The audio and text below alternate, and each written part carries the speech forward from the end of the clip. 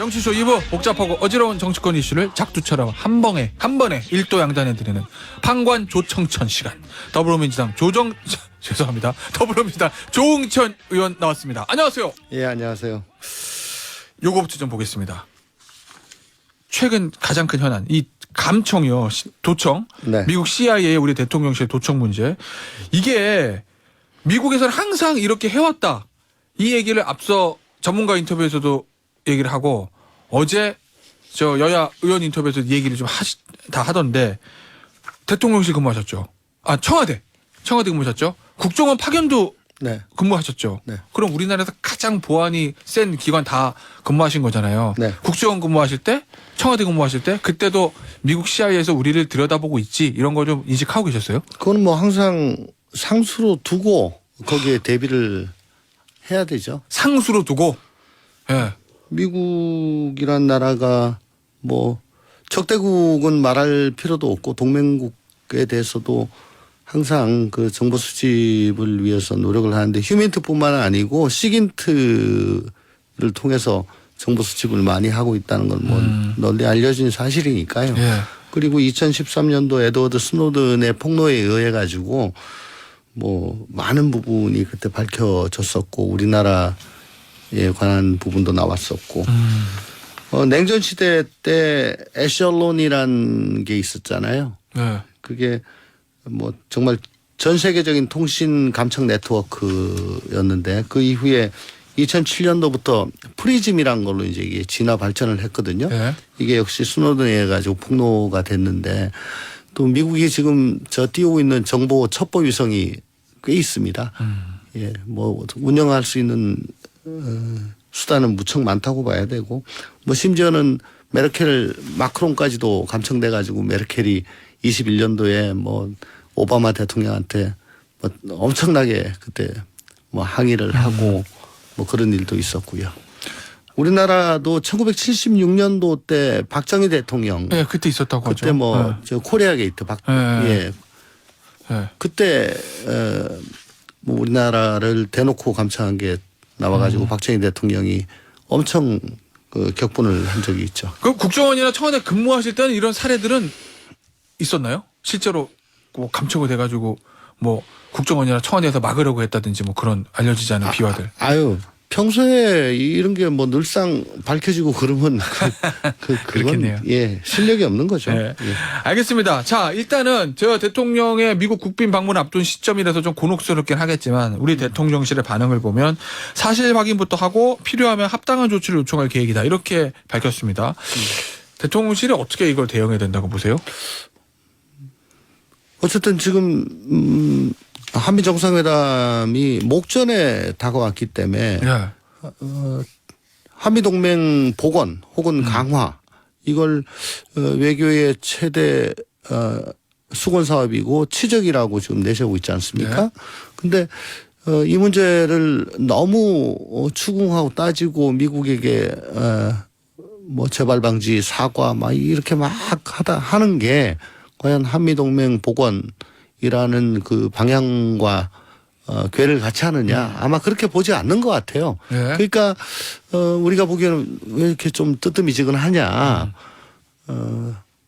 그렇게 보여지는 그런 반응인 것 같은데, 사실 확인은 글쎄 뭐 지금 조금만 들여다보면은 외신 같은 거 조금만 보면은 이거 뭐 사실 확인은 더 이상 할 필요는 없는 것 같고, 그 뭐 이해는 합니다만은 어쨌거나 주권 국가로서 뭐 그래도 강단 있게 얘기를 할 말은 다 해야죠. 그리고 저 같으면은, 아니 이렇게 나중에 다 폭로되고 밝혀지고 드러날 것 같으면 무리한 요구 좀 하지 마라 제발, 물밑으로. 예. 아니 무리한 요구 할 것 같으면 그 뭐 끝까지 그러면 가지고 가든가, 이거 나중에 저 뒷감당 안 된다 라고까지도 할 수 있는 그런 상황 아닌가 싶습니다. 알겠습니다. 요 얘기는 여기서 마무리하고 저희가 오늘 나눌 얘기가 많습니다. 야, 이거는 어떻게 봐야 되나?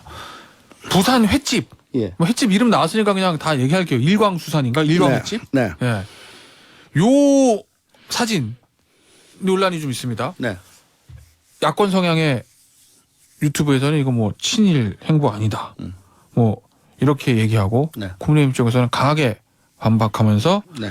민생과 협치를 상징하는 뜻깊은 자리가 친일 논란으로 오염됐다. 이런 대통령실 반응이고 민주당은 공식 반응을 내놓고 있지는 않아요. 이 문제에 대해서. 네. 이거를 뭐라고 봐야 돼? 해프닝이라고 봐야 됩니까? 이걸 과도한 관심이라고 봐야 됩니까? 일광. 네. 일광이라는 데 착안을 해서 더 탐사인가요? 네, 더 탐사. 예. 네. 그 매체에서 뭐 외색이 짙다. 뭐 또 옛날 그 대선 과정에서 그 무속인 일광 조계종 뭐 그거하고 연계된 거 아니냐 뭐 이렇게 의혹을 던졌는데 좀 이런 거 가지고는 정부 여당이 아파하지를 않을 것 같아요. 예. 일광이란 게 기장에 일광이란 곳이 있기 때문에 네. 거기서 따온 거고. 근데 저는 놀랬던 게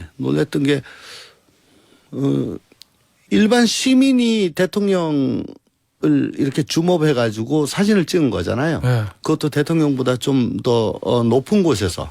그렇죠. 그러니까 뭐 2층이든 3층이든 네. 옥상이든 잘 모르겠습니다만은. 정호 그러면 실패다. 그게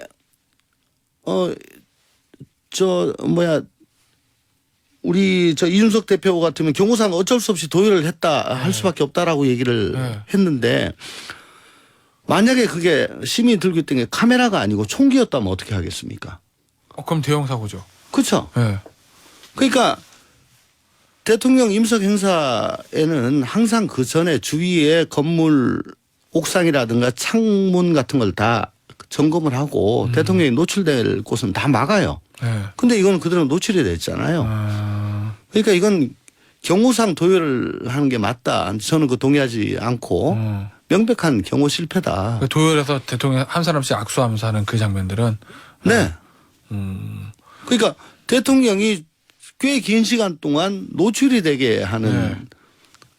그러니까 다른 마음을 먹었으면 충분히 어허. 감행을 할 수 있었던 그런 장면이었죠. 네. 그러니까 이건 경호 실패고 네. 경호처에서 이 책임을 좀 져야 될 일이다라고 저는 그 장면을 보고 생각을 했었습니다. 그 일부 민주당 일부 인사들 뭐 보니까 현근택 민주연구원 부원장 밖에서 마치 무슨 조폭이나 건달들이 행사하는 것처럼 쫙 서서 인사하고 나가는 모습이다. 뭐 이렇게 좀 그 도열하는 그 모습을 굉장히 민주당 쪽 인사는 비판적으로 얘기했던데 그 얘기는 동의하시나요? 뭐 일각에서는 검찰 문화냐 뭐 이런 얘기도 하는 것 같던데요. 검찰에서는 뭐 전국 검사장 회의, 전국 공안부장 회의 뭐 이런 거를 대검 강당에서 하면은 총장, 예. 대검 차장 또 대검 부장들 또 사무국장까지가 그 회의장 전면 쪽에 이렇게 도열을 해 있어요. 그렇죠. 예, 서 있고 예. 서 있고 회의 참석자들이 한 번씩 돌아가면서 쭉 열을 지어 가지고 돌아가면서 이제 악수를 하고 인사를 합니다. 지금 이거하고 좀 반대죠. 아, 그러네요. 예, 반대죠. 예. 근데 뭐 어쨌든 돌아가면서 인사를 쭉 하는 거 뭐 그거는 뭐 비슷하다고는 할 건데 그렇다고 해가지고 거기서 뭐 아무나 뭐 이렇게 자유롭게 인사를 하는 것도 좀 그렇기는 합니다만은 아까도 말씀을 드렸다시피 이건 경우상 있을 수 없는 일이기 때문에 만약에 꼭 이렇게 그러니까 물론 대통령께 환송 인사는 해야 되겠습니다만은 그건 실내에서 하는 게 맞았고 대통령께서는 건물 밖으로 나오시자마자 차를 타고 가신 게 맞고요. 그리고 제가 좀 의아해했던 거는 지금 중앙지방협력회의 참석자들하고 만찬을 하신 거잖아요. 네, 국무위원, 시도지사. 예. 거기다가 제가 법을 찾아봤어요. 네. 장관은 기재부, 교육부, 행안부 장관이 참석 대상입니다. 법으로. 제3조에 나와 있어요. 근데 거기에 법무부 장관이 들어가 있어요. 한 장관이요? 예. 그 바쁘다는 법무부 장관이 부산까지 내려와 가지고 술도 잘 못 마시는데 예. 거기를 가 있어. 그리고 장제원 의원 예. 등 뭐 여당 의원들 예. 야당 의원도 좀 끼워줬으면 좋겠는데 와 계시는데 예. 그러면 이게 과연 중앙지방협력회의 뒤풀이 만찬이냐 라는 게 일단은 좀 퇴색이 되고 두 번째 이렇게 그 참석 자리에 다 도열해 있는데 장제원 의원은 그 도열에 있지 않고 대통령 뒤를 따라와요. 아, 그래요? 제가 그렇게 영상을 제가 자세히 보지 않았어요. 아니 그 사진에 의하면 그렇습니다. 그게 이제 마치 아까 말씀드렸던 대검찰청에서 총장, 차장은 서 있고 참석자들이 쭉 돌아가는데 옆에 네. 있는 차장 같은 그런 느낌을 준다는 거죠. 알겠습니다. 근데 앞서 그 말씀, 그 얘기 좀 하셨어요. 이런 거, 뭐, 일광이 뭐, 외색이다. 무슨 뭐, 일본 뭐, 이거를 덧담사해서 지적하는 거. 그 부분에 대해서 좀 부정적으로 보시는 거잖아요. 네네네. 예. 그거는 국민의힘이나 대통령실 아파하지 않을 거다. 왜냐면 별로 효력이 없다고. 예. 기장군의 네. 일광읍인가 뭐 그렇죠. 있어요. 이걸 네. 일본말로 히카리다. 네. 그건 아니죠. 네. 자, 그러면 국민의힘이나 대통령실 아파할 만한 거는 뭘 지적했어야 되는 거예요? 그러니까 제가 지금 그 말씀드린 말씀은? 왜 그 저 참석 대상자도 아닌 사람들이 네. 그렇게 갔을까? 그리고 왜 그 실세라고 하는 사람은 거기 도열에 있지 않고 그 마치 네. 같이 사열하는 듯한 그런 느낌을 줬을까? 그리고 왜 경호상에 네. 그런 허점을 노정했나? 뭐 그런 점들 아닌가 저는 생각합니다. 알겠습니다. 민주당 얘기 좀 해볼게요. 원내대표 선거가 4월 말이잖아요. 4월 임시회 끝나고 바로라는 얘기가 있던데. 5월 초라는 5월 초요? 5월 초였는데 4월 말로 바꾼다는 얘기가 네. 있었습니다만 그게 확정이 됐는지 여부는 잘 모르겠습니다. 그냥 어쨌든 예. 언론 보도에는 저는 뭐 4월 말 이렇게 봤는데 어찌 됐건 이거 개파 대결로 갑니까? 친명 대 비명? 지금 친명에서는 공식적으로 뭐 내세우는 사람은 없고 네. 다만 뭐 그쪽 성향 아니겠냐라고 추측되어지는 분들이 좀 계시죠. 뭐 홍익표 의원 예를 들면. 뭐 구체적으로 말씀 네. 안 드리겠습니다. 그럼 비명으로 또 추측되는 분들도 좀 계시잖아요. 계시고. 예를 들면 예. 뭐 박강원 의원 아닌가요? 아니 뭐 어쨌든 네. 구체적으로는 좀 네. 그렇습니다. 그러면 결국 이게 현실적으로 개파의 어떤 이게 대리전 이렇게 될 가능성도 있다고 보세요? 세상에서 제일 알 수 없는 선거 중에 하나가 뭐 잘 아시겠지만 네. 원내 대표 선거 아니겠습니까? 예. 또 한 3년간 의정 활동을 같이 하면서 또 친소 관계도 많이 네. 쌓였고 또 원내에 진입하기 이전부터의 인간관계도 있는 거고 또 각자의 판단이 있는 거기 때문에 아주 복잡합니다. 그럼 이게. 이건 어떻게 보세요? 이재명 대표하고 예를 들면 성향이나 코드가 완전히 맞아서 원보이스로 가는 원내 지도부 투톱이잖아요. 그게 맞냐? 아니면은 조금 다른 목소리를 낼 수 있는 당의 다양성을 확보할 수 있는 그래서 통합할 수 있는 그런 방향으로 가는 게 맞냐라고 제가 저는 뭐 여러 번 얘기했습니다. 후자가 낫다. 네. 그동안에 당 지도부와 원내 지도부가 너무 혼연일체가 되어서 당 지도부가 결심하면은 원내 지도부는 이걸 집행하는 네. 뭐 그런 식으로 돼가지고 완전 뭐 한 몸이 돼서 움직였죠. 그래서 다양성이 결여되고 원팀 원보이스다라고 지적을 받았던 건데 또 그게 재현되면은 우리 당은 굉장히 힘들어진다. 그리고 또 그동안에 좀 반추해 보면 미리 중요 현안에 대해서 의원들의 뜻을 묻고 또 의사를 좀 중론을 결집하는 그런 절차가 부족했던 거 아닌가, 공론화하는 절차가 네. 부족했던 거 아닌가라고 생각을 합니다. 그리고 결국은 법안이라든가 뭐 정책이라든가 이런 것들이 국민 전체를 바라보기보다는 팬덤, 지지층만 의식을 하다 보니까 지지 기반이 좀 축소된 점이 있었던 것 같고 그래서 이런 것들에 대한 반성으로 당 지도부와 조화를 이룰 수 있으면서도 시너지 효과를 낼 수 있는 그래서 원내 전략을 다양화하고 원내 제1당으로서 집권 여당을 선도할 수 있는 그런 원내 지도부가 들어온 게 최선이다라고 생각을 하죠. 알겠습니다. 어제 저희가 총선 1주년 특집처럼 해서 전문가 인터뷰를 했었거든요. 네. 선거 전문가. 그 전문가 얘기가 그 전문가의 개인 의견입니다. 어제 했던 얘기. 이재명 대표 체제로 단일 대우로 총선 치를 가능성이 저는 좀 야박한지 몰라도 한 5% 정도. 네. 비대위로 갈 가능성이 35% 정도. 나머지 60%는 그 과정 관리를 관리할 지도력이 없고 그렇기 때문에 결국 폭발해서 분열할 가능성이 있다. 이 분석 뭐 개인의 의견이긴 하지만 어떻게 보시나요? 뭐 변화무쌍한 한국 정치 현실을 감안하면 네. 1년 후의 모습을 그렇게 단정적으로 얘기하는 거는 뭐 저로서는 그렇죠. 예. 뭐 상당히 힘듭니다. 다만 여당은 대통령 국정수행 지지율에 연동이 돼 있고 총선 성적이 야당은 정당 지지율에 연동이 돼 있다고 되게 생각을 하죠. 그러니까 우리 당의 정당 지지율이 과연 그러면 총선에 이제 앞으로 계속 가까이 갈 건데 몇 달 남기지 않고 어느 정도로 유지가 되고 박스권을 어디에서 형성을 하느냐에 따라서 지금 뭐 말씀하신 뭐 그런 여러 가지 가정들이 뭐 현실로 되느냐 안 되느냐가 결론이 날 건데 덧붙여서 말씀을 드리고자 한다면은 저희보다는 오히려 여당 쪽에 그럴 가능성이 더 높지 않은가. 왜냐하면 네. 분당이요? 네네네. 왜냐하면 지금 이미 검사 수십 명 공천설이 공공연하게 나오고 있죠. 예. 그리고 저 대선 직후부터 해서 제 개인적으로는 대선 승리, 여당의 대선 승리 1등 공신이라고 제가 생각을 하는 이준석 전 대표를 예. 뭐 양도구역이라는 말을 했다고 해가지고 이제 뭐 시비를 걸어서 내팽개치고 뭐 징계를 엄청나게 매기고 팽을 했던 그 이후에 뭐 안철수 의원도 선거 어쨌든 단일화를 하지 않았습니까?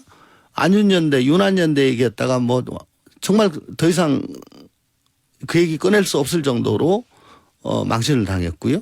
유승민 의원, 뭐 나경원 전 의원 어쨌든 조금이라도 좀 거추장스럽다 싶으면 단칼에 다 쳐내는 듯한 그런 배제의 정치를 해왔습니다. 근데 만약에 검사 30명, 수십 명을 누가 나가도 될 만한 지역 아니면 웬만하면 될 만한 지역에 그 찐윤들을 친윤도 아니고 찐윤들을 공천을 하려고 한다고 든다면은 아마 그 지역 의원들과 또 그 이준석계 혹은 뭐 안철수 의원 뭐 이쪽으로 해가지고 그냥 가만히 앉아서 당하고 있지는 않을 거다. 왜냐하면 이미 발톱을 드러내고 엄니를 보였기 때문에 지금 잔뜩 긴장하고 있지 않을까. 근데 거기에 비해서 우리 민주당은 뭐 찍어 내릴 사람이 없다. 예, 그런 전력도 없고. 근데 이 최근에 나오고 있는 얼마 전에 나왔던 검사 뭐 30명 공천설 뭐 요 얘기에 대해서 김기현 대표가 어제 검사 공천 근거 없다. 장제원 의원은 그건 괴담 같은 거다. 이렇게 발언해서 아니다라고 선을 걷는데요.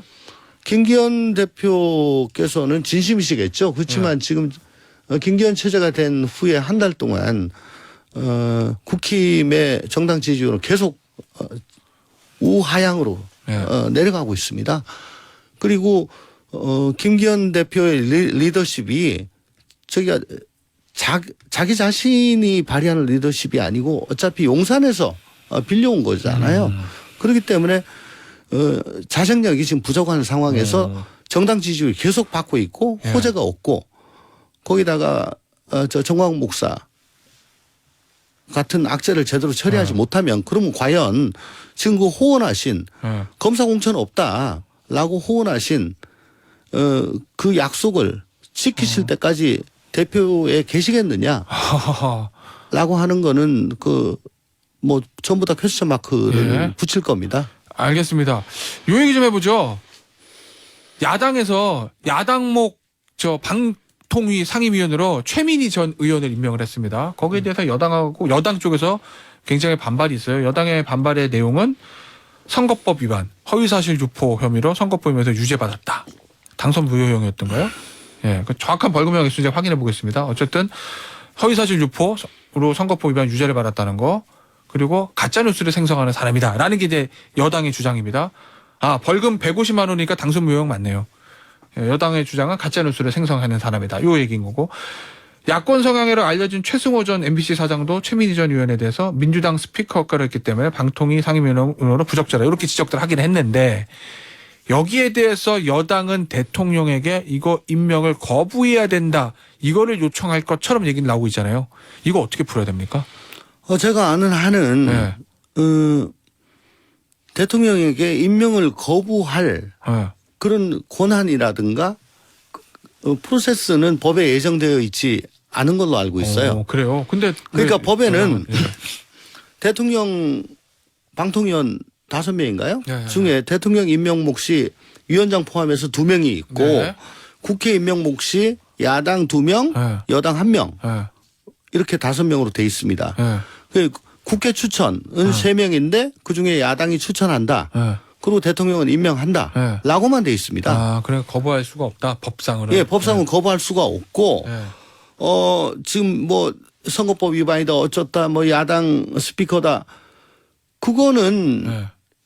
그걸 이유로 거부를 하는 거는 법 위반이고 다만 거기에 대해서 이게 적절하냐 아니냐는 거는 예. 국민들께서 보고 판단을 하시고 그건 표로서 나중에 뭐 이건 적절했다라고 네. 판단을 해 주시거나 적절하지 않다고 판단을 해 주실 때 예. 표에서 그게 포함이 되겠죠. 그럼 의원님 보시기에는 최민희 전 의원 네 임명은 적절합니까? 적절하지 않습니까? 그간에 양당이 추천 야당의 추천이죠. 양당이 추천했던 예.